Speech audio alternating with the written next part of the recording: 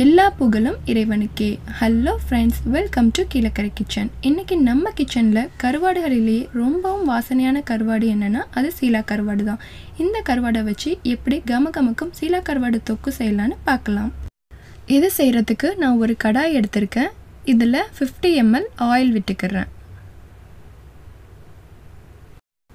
Oil heat ஆனதும் அதில் சின்ன சின்னதாக கட் பண்ணி வச்சுருக்க 1/4 கிலோ வெங்காயம் அண்ட் பொடிசாக நறுக்குன 3 பச்சை மிளகாய் அதையும் ஆட் பண்ணிக்கிறேன்.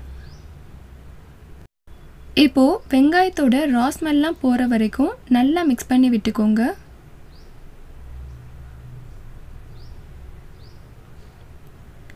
நம்ம இதில் சால்ட் சேர்க்க தேவையில்லை. ஆல்ரெடி கருவாட்டிலேயே சால்ட் இருக்கிறதுனால நம்ம தேவைப்பட்டால் லாஸ்ட்டில் ஆட் பண்ணிக்கலாம். இப்போது வெங்காயம் நல்லா வதங்கி இதோட ரா ஸ்மெல்லாம் போயிடுச்சு. அடுத்து இது கூட சின்னதாக கட் பண்ணி வச்சுருக்க 150 கிராம் தக்காளி அண்ட் கொஞ்சமாக கருவேப்பிலை ஆட் பண்ணிக்கிறேன். இப்போது எல்லாத்தையும் நல்லா கலந்து விட்டுக்கோங்க.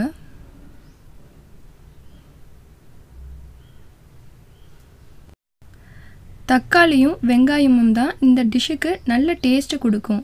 ஸோ இது நல்லா மேஷ் ஆகிற வரைக்கும் வதக்கி விட்டுக்கோங்க. இந்த தொக்குக்கு நல்ல பழுத்த தக்காளியாக யூஸ் பண்ணிக்கோங்க.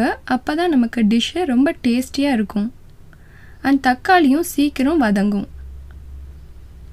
இப்போது இது கூட நான் க்ளீன் பண்ணி எடுத்து வச்சுருக்கிற 100 கிராம் சீலா கருவாடை ஆட் பண்ணிக்கிறேன். கருவாடுகள்லேயே ரொம்பவும் வாசனையான கருவாடு என்னென்னா அது சீலா கருவாடு தான். இதை போட்ட உடனே வாசம் கமன்னு இருக்குது.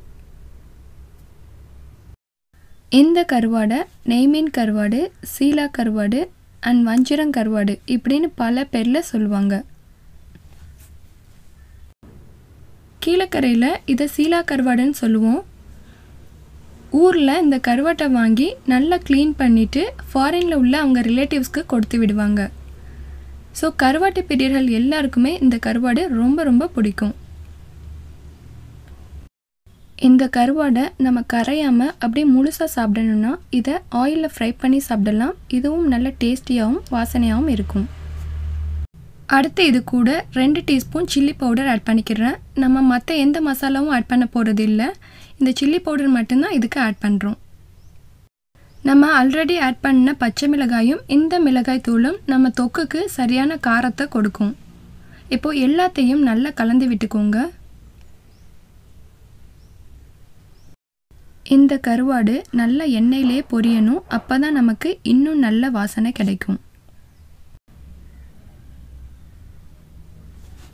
இது வெங்காயம் தக்காளியோடு சேர்ந்து நல்லா மிக்ஸ் ஆகி இது கரைஞ்சாதான் நமக்கு தொக்கு நல்ல டேஸ்ட்டாகவும் இருக்கும்.